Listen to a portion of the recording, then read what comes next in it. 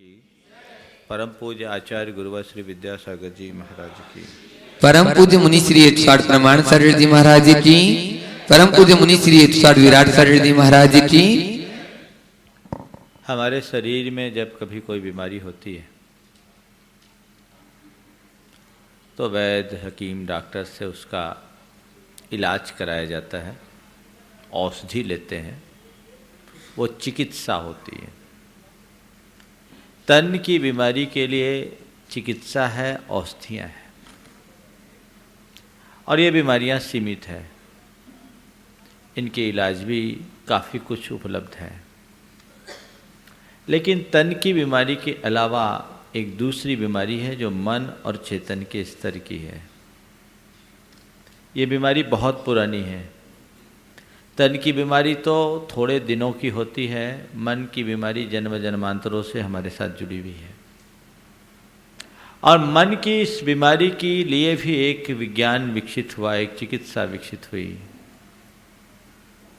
जिसे साधना शब्द से जाना जाता है। लोग साधना करते हैं। जब कभी भी साधना शब्द हमारे कानों में आता है तो लोगों के मानस में एक ऐसे व्यक्ति की छवि उभरती है जो अपने प्रति बड़ा कठोर हो, बड़ी तपस्या करता हो। खासकर जब जैन साधक की बात आती है तब तो और ज़्यादा यह दिखता है कि जैन धर्म बड़ा कठोर धर्म है, आत्म पीड़क धर्म है, अपने आप को कष्ट देने का नाम जैन धर्म है। निश्चित तौर पर ऐसी अनुभूति या अवधारणा केवल उन लोगों की होती है जिन्होंने जैन धर्म को ठीक ढंग से जाना नहीं और जैन साधना का अच्छे तरीके से अभ्यास नहीं किया। बंधुओं, साधना एक चिकित्सा है, और बहुत बड़ी चिकित्सा और जरूरी चिकित्सा। शरीर में बीमारी हो, उसकी चिकित्सा न की जाए तो मनुष्य का एक जीवन भर जाता है, ज़्यादा से ज़्यादा। लेकिन आत्मा की बीमारी का अगर निदान करके चिकित्सा न की जाए तो जन्म जन्मांतरों तक कष्ट भोगने पड़ते हैं।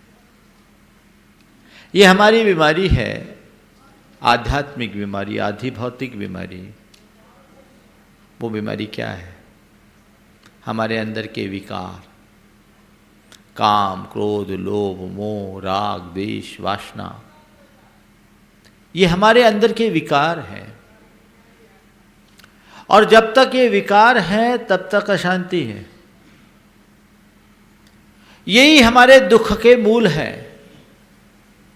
लोग कहते हैं कि हम अनेक अनेक वजहों से दुखी हैं, पर सच्चाई ये है कि दुख का कारण बाहर की के निमित्त कम, भीतर के विकार ज़्यादा है। और अध्यात्म साधना में उन्हीं विकारों के शोधन की बात की जाती है। जैन साधना यद्यपि त्याग और तपस्या प्रधान साधना है, लेकिन जैन साधना में दो बातों को बहुत प्रमुखता से रखा गया है। तन को साधो, मन को बांधो। जैन साधना का ध्येय तन को साधो, सताओ मत, और मन को बांधो। जब हम अपने तन को साध लेते हैं और मन को बांध लेते हैं तो हमारा जीवन बिल्कुल बदल जाता है। और इसे एक आध्यात्मिक दृष्टि से ही संपन्न किया जा सकता है। हमारे मन के जितने भी विकार हैं, इन विकारों को जीतने के लिए विभिन्न साधना पद्धतियों में अनेक प्रकार की क्रियाएं बताई गई। योग साधना को भी बहुत महत्व दिया गया और अनेक प्रकार के योग के प्रयोग के बल पर अपने भीतर के अनेक चक्रों के उद्घाटन की भी बात कही गई। पर जैन साधना में इस तरह की कोई बात नहीं। जैन साधना में योग शुद्धि की बात न करके उपयोग शुद्धि की बात की गई। योग यानी हमारी प्रवृत्ति और उपयोग यानी हमारी वृत्ति। मन वचन काय की प्रवृत्ति योग है, उस प्रवृत्ति को योग की साधना से नियंत्रित किया जाता है। पर जैन साधना कहती है अगर वृत्ति नियंत्रित हो गई तो प्रवृत्ति को नियंत्रित करने की जरूरत ही नहीं। अपने अंदर की वृत्ति को नियंत्रित करो, और उस वृत्ति के नियंत्रण के लिए हमारे यहां अनेक उपाय बताए गए हैं। आज का हमारा विषय है जैन साधना और मनोविज्ञान। हम जानते हैं कि मनोविज्ञान के अनुसार मनुष्य अपने मूल वृत्तियों में निखार ला सकता है, और वहाँ 4 चीज़ें बताई गई है: दमन, सब्लिमेशन, विलयन, शोधन और मार्गांतरीकरण। तो ये 4 प्रकार की वृत्तियां मनोविज्ञान ने एक व्यक्ति की वृत्ति को, ये 4 प्रकार की स्थितियां आपने एक व्यक्ति की वृत्ति को निखारने के लिए बताई। जैन साधना में भी कुछ इसी तरह का मार्गदर्शन है। मैं अपनी बात को आगे बढ़ाऊं उससे पहले एक बात समझ लें कि जैन साधना कभी भी अपने आप को दंडित करने या सताने की बात नहीं करता, बल्कि जैन साधना में ये कहा गया है, जैनागम में ये कहा गया है कि स्व को या पर को पीड़ा देने वाला पापी है, उसे अशाता वेदनी का बंध होता है। स्व को सताओ तो और पर को सताओ तो धर्म सताने का नाम नहीं है, धर्म साधने का नाम है। सहन करना सीखो। और दूसरी बात, जैन साधना में ये बात स्पष्टतया कही गई है कि तद्व्रत माचरितव्यम यत्र न संशय तुला मारोहति शरीर मनसी। उसी व्रत का आचरण करिए जिससे शरीर और मन दोलायमान न हो। शक्तितः त्याग और शक्तितः तप की बात कही है। शक्ति को छिपाना नहीं और शक्ति का उल्लंघन नहीं करना। हाँ, ये बात सही है कि जैन साधना ये कहती है कि तुम अपने क्रमिक अभ्यास के बल पर अपनी आत्म शक्तियों का पूर्ण उद्घाटन कर सकते हो, और जिस क्षण तुम्हारी आध्यात्मिक शक्ति पूरी तरह जागृत हो जाए उसी क्षण तुम परमात्मा बन सकते हो। तो अपने विकारों को जीतना चाहते हो तो अपने भीतर की शक्ति को उद्घाटित करो। शक्तियां अंतर्निहित है, लेकिन हम उसका उपयोग करना नहीं जानते। इस कारण से क्योंकि हमारे चित्त और चेतना में विकारों के संस्कार गहराए हुए हैं। जब किसी को कोई अच्छी प्रेरणा मिलती है और उस प्रेरणा के बल पर किसी की चेतना जाग जाती है, भावना जाग जाती है, तो वो प्रेरणा पाकर अपने जीवन में असंभव सा दिखने वाला कार्य भी संभव कर लेता है। उदाहरण के लिए, आप लोग अगर किसी से कहा जाए कि आधा किलोमीटर पैदल चलो तो चलने को राजी नहीं होते हैं, और 27 किलोमीटर की पर्वतराज की वंदना खुशी खुशी कर लेते हैं। अभी मैंने परिक्रमा की पिछले 30 तारीख को। 85 साल 87 साल के बुजुर्गों ने भी कितने उत्साह और उमंग के साथ इतनी बड़ी परिक्रमा कर ली। ये किसके बदौलत? इसका मतलब क्या है? शक्ति हमारे भीतर अंतर्निहित थी, उसकी अभिव्यक्ति हम नहीं कर पाते थे, उसको हम पहचानते नहीं थे। जैन साधना 3 बातों को महत्व देती है। अपनी शक्ति को पहचानो, पहली बात। दूसरी बात, उसका दोहन करो, और तीसरी बात, उसका नियोजन करो। मूल्यांकन, दोहन और नियोजन। मेरे पास क्या शक्ति है इसको पहले पहचानो, फिर उस शक्ति की अभिव्यक्ति करो, जितना निकाल सको निकालो, और उस शक्ति को अभिव्यक्त करके उसे अपने कल्याण के रास्ते में नियोजित करो, चेतना का उत्कर्ष तब होगा। अब रहा सवाल इस बात का कि ये हमारे विकारों को जीतने में कैसे सहायक होते हैं। जितनी भी जैन साधना है, आध्यात्मिक साधना है, और उस साधना में चित्त वृत्ति को नियंत्रित करने के उपाय बताए जिनकी मैं आप सबसे चर्चा कर रहा था। उसमें सबसे पहला उपाय है व्रत। व्रत मतलब एक प्रकार का संकल्प, पापों का परित्याग, उस पर ब्रेक लगाना। नंबर 1, आप पहले व्रत लो। पर केवल व्रत लेने से आप निर्व्रत नहीं हो सकते। व्रत अंगीकार करो। व्रत तुम्हारी वृत्तियों के निखार में एक बहुत बड़ा माध्यम बनता, और इसी व्रत के 5 महाव्रत या 5 अनुव्रत के रूप में जैन साधना में चर्चा आती है। लेकिन कहा व्रत लेने मात्र से काम नहीं होगा। उसके बाद कहा कि इस व्रत की रक्षा के लिए भावना भावना, ये भावना क्या है? मन में संकल्प लेना व्रत है, और उस संकल्प को पुष्ट करने के लिए सतत कटिबद्ध रहना भावना है। हमने धरती में बीज बोया, बीज के बो देने मात्र से वह बीज पल्लवित हो ऐसी गारंटी नहीं है, क्योंकि बीज को बोने के बाद उसे समय समय पर खाद पानी देना भी जरूरी है। जैन साधक कहते हैं कि तुम अपनी चित्त की भूमि में कोई संकल्प का बीज बो दोगे, उतने मात्र से काम नहीं चलेगा।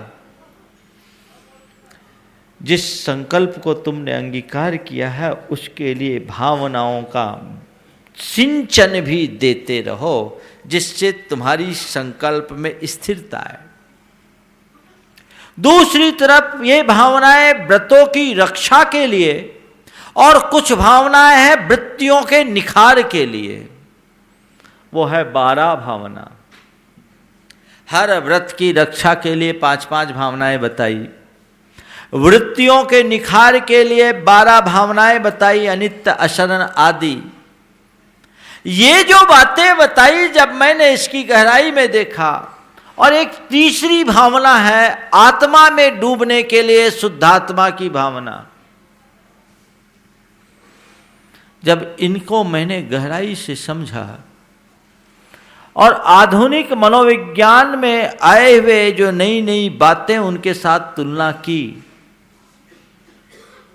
तो मुझे लगा कि आज के मनोवैज्ञानिक हमें जो दिशा दे रहे हैं, जैनाचार्य उससे काफ़ी आगे थे। अभी आप लोगों ने एक चर्चा सुनी होगी, अवचेतन मन की शक्तियाँ या द सीक्रेट के नाम से। पूरे विश्व में ये बहुत चर्चित है, और कुछ लोगों ने एक सिद्धांत विकसित किया, लॉ ऑफ अट्रैक्शन, और वो कहते हैं थॉट्स बिकम्स थिंग्स। आप जो सोचोगे वो पाओगे। और इस सिद्धांत का बखान करने वाले लोग आत्मा को, लोगों को कई प्रकार से बताते हैं। कुछ लोग सब्जबाग भी दिखाते हैं कि आप जो चाहो वो पा सकते हो, बशर्ते केवल चाहते रहो, चाहते रहो, चाहते रहो। मुझे पता नहीं कि चाह करके पाने वाले लोगों में कितने लोग सफल हुए, लेकिन उनका सिद्धांत है कि हम जो कुछ भी सोचते हैं उसके संस्कार हमारे सबकॉन्शियस माइंड पर पड़ते हैं, और जो संस्कार हमारे सबकॉन्शियस माइंड पे रहता है वही हमारे कॉन्शियस माइंड में एक्टिव होकर आता है। तो जो भी हम चाहें अपने सबकॉन्शियस में, अवचेतन मन में फीड कर दें, वो कालांतर में फलीभूत होगा। जैन साधना का मूल भी यही है। जब हमने आचार्य कुंद के ग्रंथों को पढ़ा, अध्यात्म के उत्कृष्ट ग्रंथों को पढ़ा, 12 भावनाओं के बारे में पढ़ा, और जब व्रतों की रक्षा के लिए भावनाओं की बात मैंने पढ़ी, 16 कारण भावनाओं की चर्चा आई, तो मुझे लगा यही तो है। इसका मतलब जैन साधना कहती है कि तुम्हें जो चाहिए, तुम जो होना चाहते हो, उसकी भावना भाव, बार बार बार बार विचार करो, मुहुर मुहुर चिंतन करो, पुनः पुनः विचार करो, बस वही वही वही वही सोचते रहो। तो इस सोचने से क्या होगा? सोचने से तुम्हारे संस्कार गहराएंगे। भावनाओं को 2 तरीके से व्याख्यायित किया। एक तरफ से कहा गया है कि इन भावनाओं के बल पर तुम अपने व्रतों में स्थिर होगे, और दूसरी तरफ कहा गया है इन भावनाओं के बल पर तुम पापों से बच सकोगे, उन्हें साफ कर सकोगे। यानी जब हम अपने सबकॉन्शियस में भावनाओं के बल पर अच्छे भाव भरते हैं, तो हमारे पुराने जो संस्कार जमे हुए हैं अनादि के, वे सब धीरे धीरे साफ होने लगते हैं और ये नए संस्कार जम जाते हैं। पुराने संस्कारों का साफ होना कर्म की निर्जरा है, और नए संस्कारों का आरोपित हो जाना पुण्य भावों की अभिवृद्धि। ये चलता अंदर अंदर, और ऐसी भावना भाते भाते साधक की एक अवस्था ऐसी हो जाती है जिसमें वह अपनी सारी दुर्बलताओं से ऊपर उठ जाता है। जैसे हम आप सब में एक संस्कार जमा हुआ है, शरीर में आत्मबुद्धि रखने की है। हम जब शास्त्र की सभा में बैठते हैं, गुरुओं के समागम में आते हैं, या जितनी देर अपने आप का चिंतन मनन करते हैं, उनमें से कुछ लोग जिनने ठीक ढंग से शास्त्र का अभ्यास किया, उतनी देर के लिए अपने आप को ये मानते हैं कि मैं शरीर नहीं हूँ, लेकिन जब व्यवहार में आते हैं तो क्या आता है? शरीर। क्यों? क्योंकि अनादि का संस्कार हमारे चित्त और चेतना में यही पड़ा है। बात समझ में आ रही? अब इसके लिए अध्यात्म की साधना कहती है, भेद विज्ञान का चिंतन करो। मैं कौन हूं? ये देह नहीं हूं, मैं आत्मा हूं, मैं आत्मा हूं, मैं आत्मा हूं। स्वस्थ भाव में इसका बार बार चिंतन करो, चिंतन करो, इतना चिंतन करो, इतना चिंतन करो कि सपने में भी तुम्हारे अंदर से पुकारा है, मैं आत्मा हूं। सोहमित्तात संस्कारात् तस्मिन् भावनया पुनः, कि सोहम मैं वह हूं। सोहम शब्द जैनों का है, आज दूसरों ने उसका पेटेंट कर लिया, बात अलग है। समझ गए? सोहम मूल शब्द आचार्य पूज्यपाद ने उपयुक्त किया अपने समाधि तंत्र में, आज से 1400-1500 वर्ष पहले। तो अब दूसरे लोगों ने उसका प्रयोग करना शुरू कर दिया, जैनी लोग इसको जानते। सोहम, जो भीतर का अमूर्त तत्व है वह मैं हूं। राग से, देश से, मोह से, काम से, क्रोध से, लोभ से, सब प्रकार के विकारों से परे जो मेरे भीतर की चेतना है वह मैं हूं। कोहम सोहम। मैं कौन हूं? मैं कौन हूं? मैं आत्मा हूं, मैं आत्मा हूं, मैं आत्मा हूं। ये चिंतन, ये गहराई, इसको बोलते हैं शुद्ध आत्मा की भावना। मैं ज्ञाता हूं, मैं दृष्टा हूं, मैं शुद्ध हूं, मैं बुद्ध हूं, मैं निरंजन हूं, मैं देहातीत हूं, मैं शरीरातीत हूं, मैं इंद्रियातीत हूं, मैं विषयातीत हूं, मैं कामातीत हूं, मैं क्रोधातीत हूं, मैं लोभातीत हूं, मैं मोहातीत हूं। ये संस्कार तुम्हारे चित्त पे जितने गहरे होंगे, तुम्हारा भेद विज्ञान उतना पुष्ट होगा। और इसके भी 2 स्तर हैं। एक स्तर में तुम्हारा भेद विज्ञान केवल पुष्ट होगा, और जब ये गहरे हो जाएंगे तो तुम उस भेद विज्ञान का अनुभव करने लगोगे। इसे ही हमारे आचार्यों ने 2 स्तर की साधना बताई, एक सराग और एक वीतराग। सराग में केवल श्रद्धा है, ज्ञान है, और बीत राग में उसका अनुभव है, आचरण है। समझ गए? जो क्रमिक होता है, धीरे धीरे। एक पुरानी कथा आती है, गुरु के पास शिष्य पहुंचा, गुरुदेव ध्यान करता हूं, मन नहीं लगता, कैसे ध्यान करूं? आप आत्मा का ध्यान करने को बोलते हो, आत्मा दिखती नहीं, कैसे आत्मा का अनुभव करूं? गुरु बहुत पहुंचे हुए थे। उन्होंने कहा भैंस को देखा? बोले हाँ देखा। बोले जा गुफा में बैठ, भैंस का ध्यान कर। शिष्य श्रद्धालु था, बिना तर्क वितर्क के गुफा में बैठ गया और भैंस का ध्यान करने लगा। 3 दिन के लिए भैंस का ध्यान करने का मन बनाकर वह पहुंचा और गुफा में 3 दिन तक मैं भैंस हूं, महिषो हम, महिषो हम, महिषो हम। अब भैंस का ध्यान करना शुरू कर दिया और भैंस का ध्यान करते करते करते करते इतना लीन हो गया कि उसको कुछ पता ही नहीं। गुरु ने 3 दिन बाद कहा हो गया ध्यान, बाहर निकल।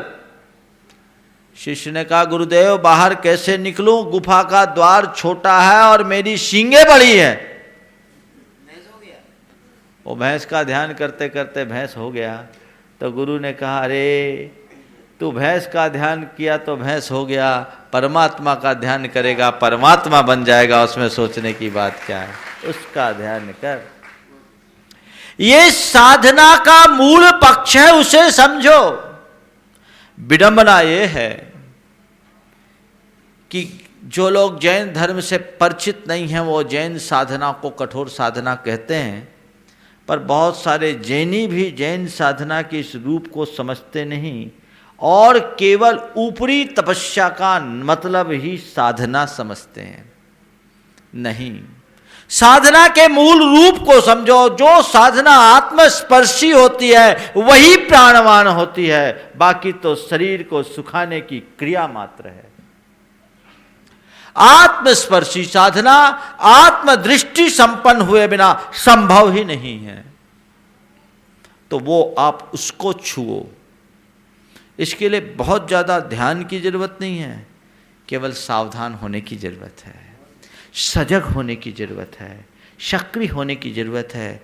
आप गुरु के मुख से सुन लो, शास्त्र के वचन से पढ़ लो और जो हैं उस पर विश्वास करके बार बार बार बार उसका विचार करो। मनुष्य के सबकॉन्शियस पर उसकी एक्टिविटीज का असर बहुत गहरा पड़ता है। अब्राहम लिंकन का नाम आप लोगों ने सुना होगा। एक जमाने में एक बड़ा नाटककार था। दक्षिण अफ्रीका में वो अब्राहम लिंकन का बहुत रोल किया करता था। उसने जीवन में केवल एक ही किरदार निभाया, वो अब्राहम लिंकन का। और वो ऐसा कि किरदार निभाते निभाते ऐसा हो गया कि खुद को ही अब्राहम लिंकन कहना शुरू कर दिया, अपने आप को अब्राहम लिंकन मानना शुरू कर दिया। संस्कार देखो कैसे होते हैं। जब वो अपने आप को अब्राहम लिंकन कहना शुरू कर दिया तो लोगों ने कहा कि भैया तुम पागल हो गया, तू अब्राहम लिंकन कहां? लेकिन वो माना नहीं। कहते हैं कि उसे लाई डिटेक्टर पर रखा गया, झूठ बोलने की मशीन। समझ गए ना? झूठ बोलने की मशीन देखी है कभी? एक दिन मैंने सभा में पूछा क्यों भाई आप लोगों ने झूठ बोलने की मशीन देखी है? बोले देखिए। बोले कहाँ पर है? बोले मेरे घर पर है। बोले कौन है? बोले मेरी घरवाली।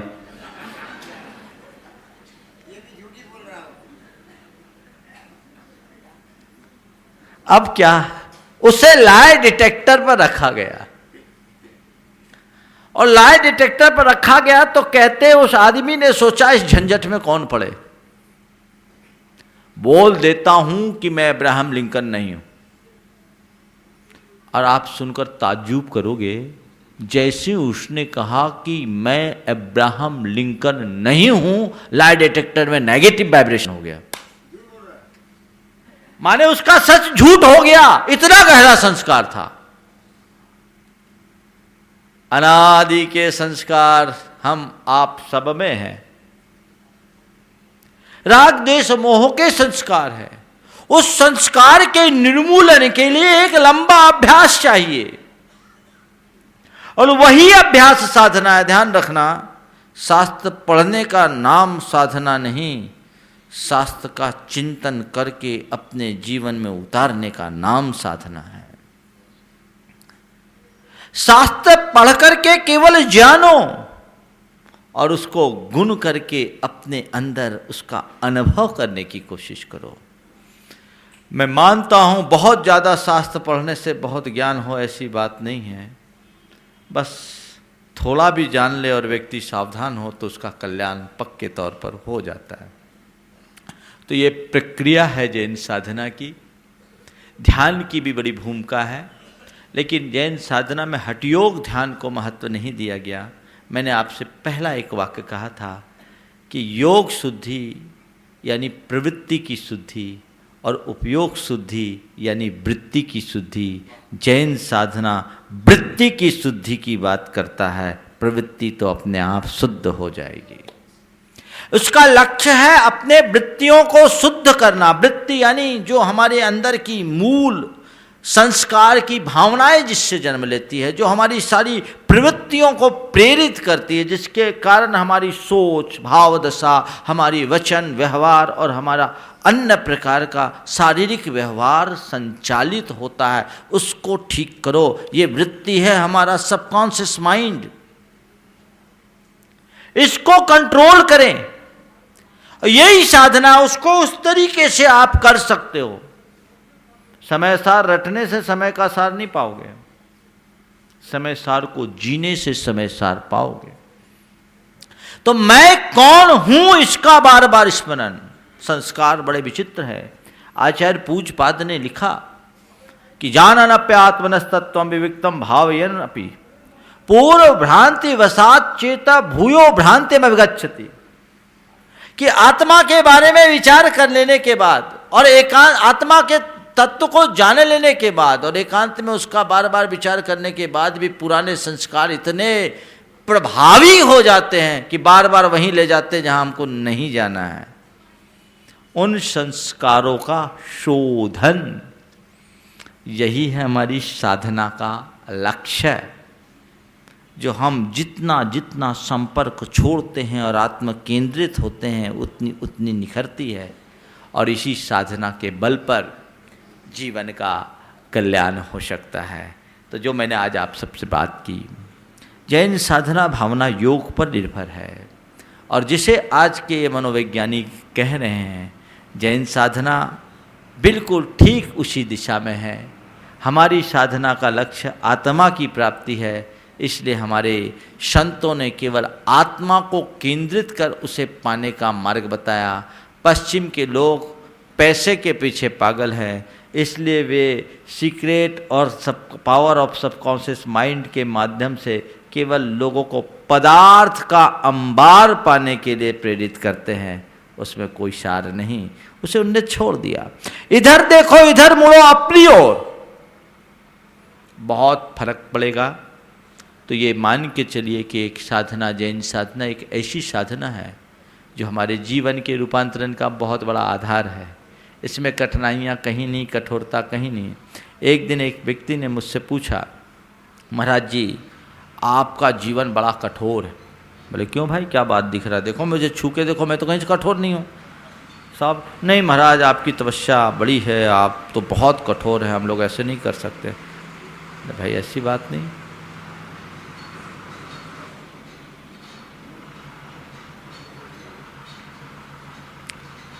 बोला आपका जीवन बड़ा कठोर है। हम बोले कठोर क्या है ये बताओ। मेरे चेहरे पे कोई तनाव के भाव दिख रहे हैं, मेरे अंदर कोई उद्वेग दिख रहा है, मैं कहीं से हैरान परेशान दिख रहा। नहीं नहीं महाराज आप लोग एक टाइम खाते हैं, पैदल चलते हैं, केस लोच करते हैं, सर्दी गर्मी बरसात सहते हैं, कितनी कड़क ठंड है आप कुछ भी नहीं पहनते, हम लोगों से तो ये बर्दाश्त नहीं होता, वाकई में आपका जीवन बड़ा कठिन है। हम बोले भैया हम इतना सब कुछ करते हैं उसके बाद भी प्रसन्न रहते हैं और तुम ऊपर से नीचे तक लदे रहो फिर भी रोते रहते हो। अब बताओ रोने वाले का जीवन कठोर है कि प्रसन्न रहने वाले का जीवन कठोर है? तय आपको करना है। बंधुओं ध्यान रखना, कष्ट तब कष्ट प्रतीत होता है जब तक हम उसको स्वीकार नहीं करते। कष्ट से तकलीफ नहीं है, कष्ट की अनुभूति से तकलीफ है। यदि कोई कार्य आप खुद मन से स्वीकारोगे तो कितना भी कठिन कार्य हो वो आपको आनंद देगा, और कोई कार्य आपसे ज़बरदस्ती कराया जाए तो कितना भी सरल हो वो आपके लिए कष्टदायी होगा। इसलिए धर्म का काम अंतः प्रेरणा से करो, सब सहज और सरल हो जाएगा, इसमें कोई ऐसी बात नहीं। तो एक धारणा बनाइए कि जैन धर्म कहीं से भी कठोर नहीं है। जैन धर्म में, जैन दर्शन में जो जीवन मूल्यों की बात की है वो मैं समझता हूं किसी भी धर्म में नहीं की गई। जैन धर्म ही एक ऐसा धर्म है जिसमें उत्तम क्षमा, मार्दव, आर्जव, शौच, सत्य, संयम, तप, त्याग, अकिंचन, ब्रह्मचर्य जैसे उदात्त जीवन मूल्यों की आराधना के लिए साल में 10 दिन निश्चित किए गए और इसे पर्वाधिराज की संज्ञा दी गई। किसी देवता की पूजा आराधना, किसी परमात्मा की पूजा आराधना या अन्य प्रकार की साधना का विधान तो विभिन्न परंपराओं में और दर्शनों में किया गया, लेकिन जीवन मूल्यों की आराधना की बात केवल जैन धर्म कहता है। जैन धर्म की इससे बड़ी उपयोगिता और सर्वग्राह्यता और क्या हो सकती है। आप इन बातों को समझें तो ये धारणा बिल्कुल दूर करें। आज के इस प्रतिपादन को मैं समझता हूँ आप लोगों ने समझ लिया होगा कि हमारे आचार्यों ने कितने मनोवैज्ञानिक तरीके से इन बातों को बताया है। अगर मैं अभी एक एक पहलू की बात करूँ, हमारे जिस तरह का जैन शास्त्रों में मनोवैज्ञानिक विवेचन है तो काफ़ी लंबा टाइम लगेगा, प्रश्नोत्तरी में भी थोड़ा समय जाना चाहिए। इसलिए आज की इस चर्चा को मैं विराम देता हूँ। जब तक आप सबके बीच मुखातिब होऊंगा, मैं अपनी ओर से और आपके प्रश्न आने पर प्रश्नोत्तर के रूप में, शंका के समाधान के रूप में ये बातें चलती ही रहेगी। अभी तो चलना ही है, जब तक आपका भाग्य होगा चलता रहेगा। कुछ भाइयों ने बोला महाराज जी ये टाइम आपका चेंज हो गया तो हम लोग तो आ ही नहीं पा रहे हैं, यहाँ आते हैं टाइम से तब तक आपका सिमट जाता है। तो हम बोले भैया हमारा नहीं मिलता तो ब्रह्मचारी का तो मिलता ही है। संजीव ब्रह्मचारी ने कहा महाराज हमको तो फायदा हो गया। बोले क्या हो गया? बोले आपको सुनने के लिए आए, आप तो चले गए, हमको मिल गया। तो भाई ऐसी बात है, किसी का हमने उनको बोला कि भैया तुम्हें सुना या हमें सुना, बात तो भगवान की सुना, और अगर भगवान की बात सुन लिए तो हम सबका काम अपने आप हो ही गया, ये सोचना चाहिए। तो बात ऐसी है, चूँकि सर्दी है, दिन जल्दी अस्त हो जाता है, इसलिए ये कार्यक्रम का समय यहाँ पर जो आप लोग सामने सुन रहे हैं, हमने पिछले कुछ दिनों से शाम को 5 बजे से रख दिया है। तो थोड़ा जल्दी सायंकालीन कार्यक्रम कीजिए, 5 बजे आ जाइए, और ये ठीक 5 बजे से 5:50 तक का जो ये कार्यक्रम यहाँ चलेगा। उसके बाद जो वहाँ जो दूर घर बैठे देखते हैं उनको तो उसी टाइम मिलेगा। माने अभी तक एकदम फ्रेश मिलता था, अब 1 घंटा पुराना माल है, लेकिन गर्मा गर्म है, चिंता करने की बात नहीं है, आपको मिलता रहेगा, उसमें सोचने की बात नहीं है। लेकिन ये बात ध्यान रखना, यहाँ आने वाले को फिर शायद कुछ भी न मिले, इसलिए आप लेट ना आए, टाइम पर आए। जो बातें मैं आप सबको बता रहा हूँ, जैन धर्म की बातें तो आपने खूब पढ़ी और सुनी हैं। मैं केवल उन बिंदुओं को आपकी भाषा में आप तक पहुँचा रहा हूँ जिस पर आम लोगों का चिंतन प्रायः नहीं जाता। शास्त्र का ज्ञान केवल पढ़ने से नहीं होता, शास्त्र का ज्ञान अनुभव से होता है। इसलिए उस अनुभव को बढ़ाते हुए आगे कार्य करें। आगे की कार्यवाही के लिए आज मैं आगे बोल रहा हूँ। बस आज तक मैंने एक कार्यक्रम चलाया, अब कल से कुछ दिन शंका समाधान को ज़्यादा महत्वता देंगे, और ये जानिए जैन धर्म के मर्म का एक छोटा सा ब्रेक ले करके फिर आपके साथ चलेगा। क्योंकि बहुत सारे लोगों के मन में ये भावना थी कि हमको प्रश्न शंका समाधान के लिए अवसर नहीं मिल रहा है, इसलिए कुछ दिन के लिए उसको गौन करके इसको आगे बढ़ाएंगे। लेकिन अभी वो कार्यक्रम पूरा नहीं हुआ है, अभी 7 व्याख्यान अभी और शेष हैं। जानिए जैन धर्म का मर्म, उसके लिए आवश्यकता है कुछ प्रतीक्षा करने की। चलिए आगे की कार्यवाही के लिए बोलिए परम पूज्य आचार्य गुरुवर श्री विद्यासागर जी महाराज। बोले परम पूज्य मुनि श्री 108 प्रमाण सागर जी महाराज की, परम पूज्य मुनि श्री 108 विराट सागर जी महाराज की।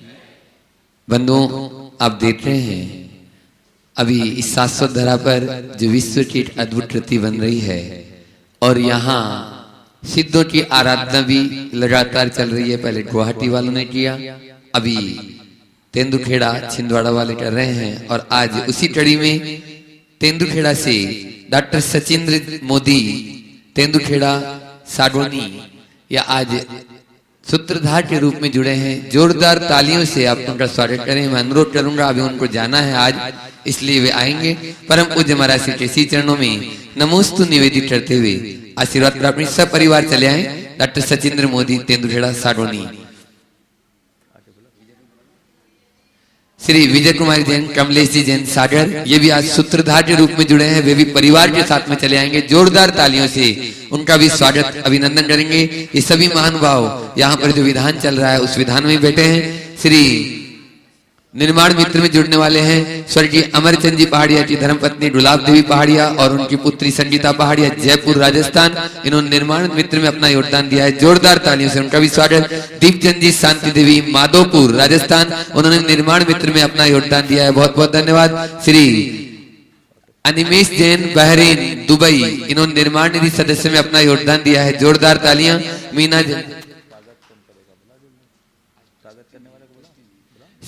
श्रीमती डॉक्टर आशा जैन, जबलपुर राजी, जो संरक्षक है गुणायतन की आए और आज जो सूत्रधार के रूप में जुड़े हैं, दोनों परिवार को स्मृति चिन्ह देते हुए उनका स्वागत अभिनंदन करेंगे। श्री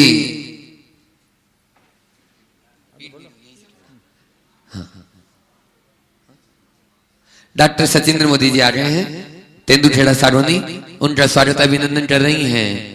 डॉक्टर का सम्मान डॉक्टर करे तो बहुत बड़ी बात है। और संरक्षक है डॉक्टर आशा जैन, जबलपुर राजी, वे स्मृति चिन्ह। आप लोग जोरदार तालियों से उनका स्वागत अभिनंदन करेंगे। इसी क्रम में श्री विजय कुमारी जैन, कमलेश जैन, श्रीमती कमलेश जैन सागर, वे भी चले आए और उनको भी स्मृति चिन्ह दे रही है डॉक्टर आशा जैन, जबलपुर। निर्माण निधि सदस्य में जो नाम आए हैं मैं दोहरा रहा हूं, आप उन तालियों से अनुमोदन करेंगे। अनिमेश जैन, बहरीन, दुबई, मीना जैन, बापू नगर, जयपुर राजस्थान, बाबूलाल जैन, वीरेंद्र महेंद्र, विनीत, आदर्श जैन, जयपुर राजस्थान, राजेंद्र जैन, किरण कांति जैन, ग्वालियर मध्य प्रदेश, सत्य प्रकाश जैन, सुशीला जैन, टाउन रोड, जयपुर राजस्थान, विमलाबाई भाजचंद विनायक के औरंगाबाद महाराष्ट्र, कैलाश चंदी जैन, कैलाश चंदी जैन, मटरोनिया सागर, नेमीचंद जी मोदी साडोनी, तेंदुखेड़ा मध्य प्रदेश, सचिन जैन, शिवनगर, जबलपुर, महेंद्र कुमार, सुधीर, अनुराग, विवेक जैन, नरसिंहपुर, जय कुमार जैन, मारुति जैन, मालती जैन, सौरभ कुमारी जैन, पीसन हारी, उर्वा, जबलपुर। सभी महानुभावों के लिए एक बार जोरदार तालियों से इनका स्वागत अभिनंदन करेंगे। एक और पर्ची आई है, श्रीमती उर्मिला जैन, वैभव जैन, पारस जैन, बिजनौर, ये भी निर्माणी सदस्य बने। नवीन जैन, भावना जैन, वैभव जैन, पारस जैन, बिजनौर, विपिन जैन, नितिन जैन, वैभव जैन, सपरिवार बिजनौर, और सुरेश चंद जी जैन, वैभव जैन, पारस जैन, सपरिवार बिजनौर। चारों महानुभावों के लिए जोरदार तालियों से उनका स्वागत अभिनंदन। श्रीमती किरण जी, सुरेश जी जैन, बेंगलोर, इन्होंने आज अपने जन्मदिन के उपलक्ष्य में निर्माण निधि सदस्य में 11,000 रुपए की राशि दी। जोरदार तालियों से उनका भी स्वागत अभिनंदन। अभी अभी कार्यकर्ताओं के पास में फोन आया है और चलते हैं आज के संकट समाधान के सत्र की ओर। और सबसे पहले मैं डॉक्टर सचिंद्र मोदी जो आज सूत्रधार के रूप में जुड़े हैं, वे प्रथम प्रश्न परम पूज्य महाराज श्री के चरणों में रखेंगे। उनके बाद में अनुज जैन, अलवर, अंबिया साउंड, वे तैयार रहेंगे। सचिंद्र मोदी जी चले आए। अनुज जैन, अंबिया साउंड, वे भी नहीं है, चलिए कोई बात नहीं। महाराज श्री आज प्रश्न जो पूछ रहे हैं,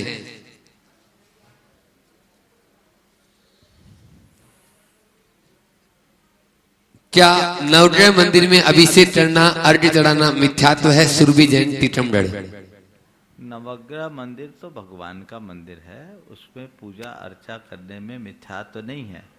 लेकिन भगवान के मंदिर को नवग्रह मंदिर मत करो, जिन मंदिर कहो। और भगवान के मंदिर में ग्रह निवारणार्थ मत जाओ, कर्म निवारणार्थ जाओ, तब अपना काम बनेगा, अन्यथा गड़बड़ हो जाएगा। चलिए। प्रवीण स्वदेशी, अभिलाषा स्वदेशी, तेंदुखेड़ा चले हैं। महाराज श्री को नमोस्तु। कर्म सिद्धांत के आधार पर जैन धर्म का मर्म बहुत सरल और वैज्ञानिक ढंग से समझाने में आ रहा है। कर्म सिद्धांत तो ये जैन अजैन सभी के लिए कॉमन है। कुछ रुचि रखने वाले लोग सुनना चाहते हैं, क्या हमें इसकी डाटा उपलब्ध हो सकती है? डॉक्टर पद्माकर सवालवी, अमरावती, महाराष्ट्र। ये डाटा महाराज थोड़ी देंगे, महाराज तो दे दिए। ये प्रश्न है कि निवेदन? ये कमेटी से बात करो, महाराज से क्यों कर रहे हैं? निश्चित आप लोगों के लिए यहाँ है, जैसी मुझे जानकारी है व्यवस्थाएं की गई है, और जैसा YouTube के माध्यम से आप लोगों को उपलब्ध हो रहा है, तो आप YouTube से तो ले ही सकते हैं, बाकी संपर्क करके प्राप्त कर सकते हैं। जल्दी करिए। बारंबार नमोस्तु महाराज। हाँ जल्दी पूछो। महाराज श्री, प्रतिक्रमण के बाद में जो पंक्तियाँ आती हैं, अविलंब न मिल पाया कोई, ढूंढत ढूंढत पग हार गए, बिन ज्ञान गुरु की शरण गए, 16 नरभव बेकार गए। 16 नरभव से क्या? मनुष्य पर्याय जैसे किसी जीव को प्राप्त होती है, लगातार मनुष्य से मनुष्य बनते हैं, तो 48 भाव में होते हैं। इसमें 16 पुरुष, 16 स्त्री, 16 नपुंसक के, तो इस तरह से 48 भाव लगातार हो सकते हैं। पर ऐसा नहीं है कि 48 भाव ही त्रसपर्याय काल में होंगे। कुछ लोग ऐसी व्याख्या करते हैं कि 2000 सागर रूप त्रसपर्याय के काल में मनुष्य के 48 पर्याय ही होते हैं। ये बात ठीक नहीं है। आगम कहता है कि लगातार 48 भाव होंगे, बीच में एक आध भाव का गैप हो जाए तो वापस 48 भाव भी हो सकते हैं। तो ये 16 नरभाव जो बताया है वो इस सेंस में बताया है कि मनुष्य जीवन हमने पाया, पुरुष पर्याय भी प्राप्त कर ली, लेकिन हम फिर भी धर्म से विमुख रहे, विषय कसाय में लीन रहे और जीवन में प्राप्त एक अच्छे अवसर को व्यर्थ गंवा दिया, इसीलिए संसार में अटके हुए। आगे अशोक डंडवाल राजीव से पूछ रहे महाराज जी, पहले सम्यक दर्शन फिर संलेखना, या दोनों साथ साथ होते हैं क्या? देखिए, सम्यक दर्शन और संलेखना की जहाँ तक बात है, अब सम्यक दर्शन हम कहाँ से लें? अपने आप को सम्यक दृष्टि की भूमिका में लाकर संलेखना करो। और मैं तो ये कहता हूँ कि अगर कोई व्यक्ति अच्छे तरीके से संलेखना करता है, तो मेरा अनुभव तो ये बताता है संलेखना करने वाले का जो हो सो हो, संलेखना देखने वाले को सम्यक दर्शन हो जाता है, उसे भेद विज्ञान का साक्षात रूप दिखता है। इसलिए संलेखना जीवन का एक अनुपम अवसर है। और हर व्यक्ति को आचार्य उमा स्वामी की इस उक्ति को चरितार्थ करते हुए, मानांत किम संलेखनाम जोशिता, अपने जीवन के अंत तक संलेखना का मनोभाव बना करके रखना ही चाहिए। उसी से जीवन का उद्धार होगा। सम्यक सहित संलेखना धारण करने वाले 3 भाव से 8 भाव के भीतर निश्चित रूप से मुक्ति को प्राप्त कर ही लेते हैं। रेणु जैन जयपुर यदि यहाँ उपस्थित हो चले आएंगे। जीवन की वास्तविकता क्या है? सुडन संजी जैन शिवपुरी। जीवन की वास्तविकता क्या है? बस हम जी रहे हैं लेकिन जीने लायक नहीं हैं, यही जीवन की वास्तविकता है। मेरी बात समझे आप? जी रहे हैं पर जीने लायक नहीं हैं, यही जीवन की वास्तविकता है। मतलब ये कि हम एक भ्रम में जी रहे हैं। समझ गए? यथार्थ यह है कि हम भ्रम में जी रहे हैं, नश्वर को सत्य मान रहे हैं। जीवन में जो कुछ भी है वो सब नश्वर है, और इस नश्वरता को समझकर भीतर के तत्व को पहचान लेने वाला ही जीवन के यथार्थ को प्राप्त कर लेता है। श्रीमती स्नेहला पूर्वा जबलपुर। जल्दी जल्दी जल्दी समय। नमस्ते भगवान, शिवपुरी से। जीवन की वास्तविकता क्या है, ये मेरा अभी तो बता दिया क्या कर रहे थे। चलो आगे चलो, समय पहले से नियोजित करो, टाइम खराब होता है। जो कर्म होमवर्क करके करो। नमस्ते महाराज जी।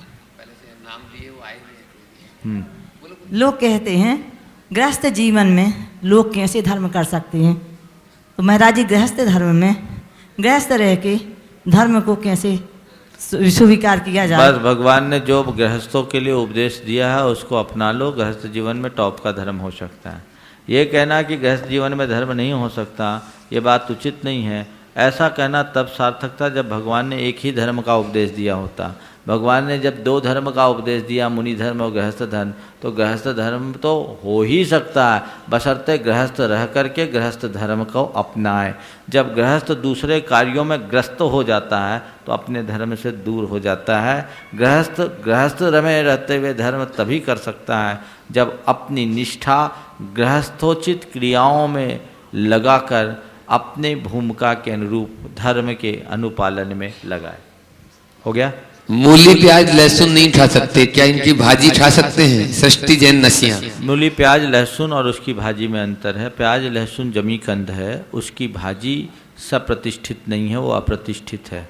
इसलिए मूली के फल, मूली की भाजी अगर वो खाते हैं तो वो सप्रतिष्ठित नहीं है, खाने में कोई बुराई नहीं है। चलिए, शंका समाधान का आज का ये सत्र यहीं पर संपन्न होता है। आप लोगों ने बहुत धैर्यपूर्वक सुना और समझा है। आगे भी इसी तरह की भावधारा को बनाए रखें और कल से सबको प्रश्न पूछने का पर्याप्त अवसर मिलेगा। इसलिए जिनको भी प्रश्न पूछना है पहले से प्रिपेयर्ड होकर के आएँ, प्रश्न यहाँ पहले से पहुँचाएँ और चुनिंदा प्रश्नों को ही यहाँ आमंत्रित किया जाएगा। बाहर से भी बहुत सारे लोगों की शिकायत है, यहाँ प्रश्न आते हैं, हमारा नंबर नहीं आता। अब कुछ दिन के लिए जो बीच में ब्रेक लिया है, जैन धर्म के मर्म की बात मैं देखूंगा, जब मुझे अवसर आएगा करूंगा। लेकिन आप जिनके जिनके प्रश्नों का नंबर नहीं आ रहा है, फिर से प्रश्न भेजिए, आप लोगों को चांस मिलेगा। व्यवस्था कल से ऐसी रखें कि आधे प्रश्न यहाँ के लोगों के और आधे प्रश्न उनके जो यहाँ आ नहीं पाए हैं पर नियमित सुनते हैं। व्यवस्था की भागीदारी, जिम्मेदारी तुम्हारी है, थोड़ा ध्यान रख करके करना। बोलिए परम पूज्य आचार्य गुरुवर श्री विद्यासागर जी महाराज।